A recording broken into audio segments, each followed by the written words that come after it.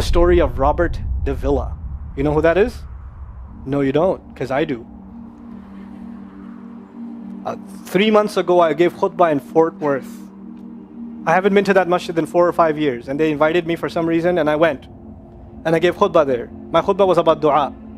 An Egyptian fellow comes up to me, a young man came up to me afterwards, he goes, Allah fulfilled my dua today. And I said, what's your dua? He said, my dua was that Nu'man Ali Khan should meet Robert Davila. I was like, are you Robert Davila? He goes, nope, I am not Robert Davila. Robert Davila is my friend. But I think Allah is fulfilling my dua. I was like, fire away, I want to know. Robert Davila is a young man who lives in a town 40 minutes past Fort Worth. He was a farmer, young guy. And he was hit with some sort of genetic disorder that kicked in later on in his life, and he became paralyzed from the neck down. And he lives in a nursing home. Most people in that nursing home are 90 years, 100 years. They're really, really old people. And then there's, his room where he's paralyzed neck down. He's the only 30-something-year-old that is in the nursing home, okay? And he's been in that nursing home for the last 10 years. His family got a computer for him that's voice activated, so he can give voice commands, put a headphone on and Google stuff and search stuff so he can surf the web and find information. In his room, and by the way, staunch Christian family, the minister comes and prays for him every week and things like that. And his best friend was in the bed next to him. One of his best friends. He became best friends because he met him at the nursing home. This person was also paralyzed and he needed a new liver. Okay? A liver transplant. He was waiting for a liver transplant. And they used to talk about, God and things like that all the time. They were good friends. Finally, his best friend got a call that there's a donor available for the liver.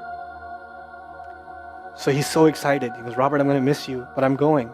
I've got a donor. So they take his friend and they go into the operation, and his friend died at the operating table. Now his friend, who's also a Christian, the deceased friend, his sister, took one of the amulets of his friend, a crucifix, and she gave it as a gift to Robert. This is a reminder of your old buddy. So he hung it on the side of his hospital bed. Robert Davila lives a pretty decent life in there. The nurses take care of him. He's a happy guy. And one day he goes to sleep and he sees a man in his dream. That man says his name is Muhammad. And he says, pointing at the crucifix, God did not send messengers so they would worship the messengers. God sent messengers so you could worship God. And Jesus was just a man. He walked in the markets and he ate food. He walked in the markets and he ate food, and the dream stopped. He only knows that Jesus was just a man. He knows there's a man named Muhammad that said that to him. He said that messengers came so people could worship God and not the messengers. This is all he knows. So he starts Googling Muhammad. He finds Islam. He takes Shahada. When he takes Shahada, he wants to learn about the Quran. So he goes on these chat sessions and finds somebody needs to teach me Quran. He finds a brother in Egypt that he gets together with on Skype to try to learn Arabic. Learn the Arabic alphabet. Once he learned the Arabic alphabet, he learned to recite the Quran. He memorized 10 surahs from his hospital bed. Then he said, I'm beginning to memorize the Quran and I'm beginning to learn about this prophet, but I need to understand the Quran. So he starts Googling how to understand the Quran. And for some reason, he ends up on my videos. And he starts watching my stuff. And he watched almost everything. And then here's the kicker. In the nursing home, there was an Egyptian fellow that used to come in and do some repair work. The Egyptian fellow has his own awesome story. The guy had basically lost faith. He wasn't religious. The nearest masjid to him was 50 miles away. So he didn't really go to Jum'ah much anymore. But he felt a spiritual void, so he started going to the church just to feel closer to Allah. Raised Muslim. He goes to the church just to feel closer to Allah. He's passing by Robert's room one day and he hears وَالْعَصْرِ إِنَّ الْإِنسَانَ لَفِي خُسْرٍ. So he walks into his room and says, Robert, what are you listening to? Robert says, nothing. That was me. And the guy says, you're Muslim? He goes, yeah, I became Muslim. And now this friend is in shock. How does Allah guide someone in the middle of Churchtown, USA, in a nursing home, with a crucifix on the side of his bed that he doesn't even have the physical strength to move. And the guy himself says, I want to come back to Allah. So he tells him about his, the friend he found online, Norman Ali Khan. So the Egyptian fellow starts watching my videos. And then he says, I wish I could meet him one day. And he says, okay, I'll pray for you. And after 5 years, that Egyptian friend shows up at the same masjid that I haven't been to in 4 years. And after Jum'ah says, I think Allah wants to fulfill my friend's dua and my dua. So I said, I think He does. Let's go. So I took a few of us and we went. And we met with Robert. We had a beautiful conversation with him. And inshallah, for Eid, we're going to go to his nursing home again. The nursing home was pretty shocked. You're all here to meet Robert? He's like, yep. Why do you want to meet him? He's an inspiration. I'm like, okay, let me check if we can. And they had to call the hospice administrator and all this stuff, and then eventually let us in.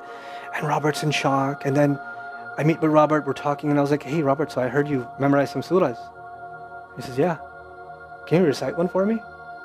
So he recited Surah Al-Asr. Not one of us was not crying. We're just in tears.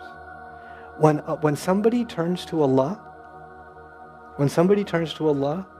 don't worry about the means. Guidance will come. Balance will come. I want to tell you some more about Robert because young guys are here. Young guys that play basketball. Young guys that are healthy. Young guys that have ambition. I told you what's his paralysis, from where to where? Neck down. He has a special wheelchair that has to hold pretty much every part of his body in place. He can't just sit in a wheelchair. It holds his neck and it holds every other part of his body in place because he has no control over his limbs. And he has to have a special van where the wheelchair locks in so that if it goes through a bump or whatever, he doesn't, receive the shock. So he made a request. He wants to go to the Friday prayer. They didn't have the special van, so they put him in a regular van. And so he went to the regular van and a few bumps and his spine got even more hurt. He went to Jumu'ah. He came back in excruciating pain and they said, I'm sorry, Robert, you're no longer able to sit in your wheelchair. You're going to have to stay in your bed for the next 6 months at least. If you see recovery, then you can get back up again. I met him in that span. He had already been in that bed for 3 months already. And the reason he was in that bed is he went to the Jummah prayer. And he told me about the Jummah prayer. He said, I've never felt more peace in my life than I was in that masjid. And you know what I'm going to do, Brother Norman? When I can sit in my chair again, I'm going to go to Jummah. I'm going to go to the masjid because I've never felt like that before. There's someone who has nothing but control over his mouth and his eyes. And he says, I only find peace in the masjid. And here we are. These masajid, I don't care what ideology, what school of thought, what they're talking about in the masjid, what fitna is there. I don't care. It's still Allah's house. Just go to pray. Don't go there to talk to people. Go there to talk to Allah. Just go to talk to Allah. You're just going for you and Allah. That's it. That's it. Other things will come, but you're not going for them. You're just going there to find peace. You'll become different people. If Allah can guide Robert Davila, Allah guide everybody. And then he said, sometimes I wonder why Allah put me in this position. And then I say to myself, what am I kidding? Allah has given me so much. I am so grateful for what He gave me. And if this is the way He was going to bring me to Islam, it's all worth it. So worth it. You have Muslims that lose a little bit of health and they say, why is Allah doing this to me? And this man, if you would think, nowadays atheists argue because of suffering, there's no God.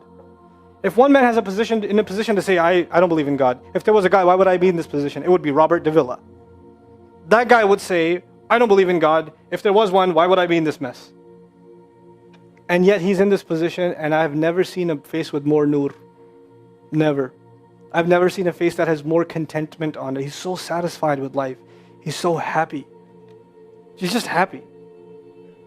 The last 7 or 8 khutbahs I've given are actually based on one sentence each on one sentence that he said in his conversation.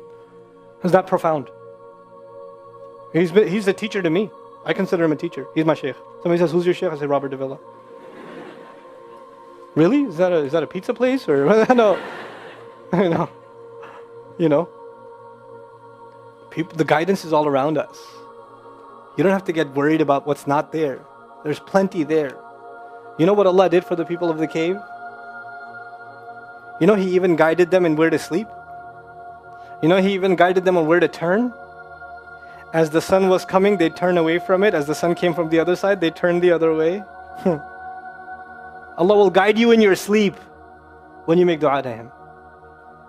He'll even guide you in your sleep. Every toss and turn will be guided by Allah. Can you imagine? We shouldn't be skeptical in Allah's guidance. We shouldn't worry about how am I going to find balance. No, that's Allah's job to guide you. Your job is to talk to Him. Your job is to get sincere. That is the message I have for you. That is how we're going to find balance. Honestly. And if once you do that, once you become sincere to Allah, Allah will open doors. Allah will give you friends. Allah will give you teachers. Allah will give you access to resources, all of which are going to bring you closer and closer and closer to Him and to the truth and make life better for the people around you. This is really the gist of what I wanted to share with you.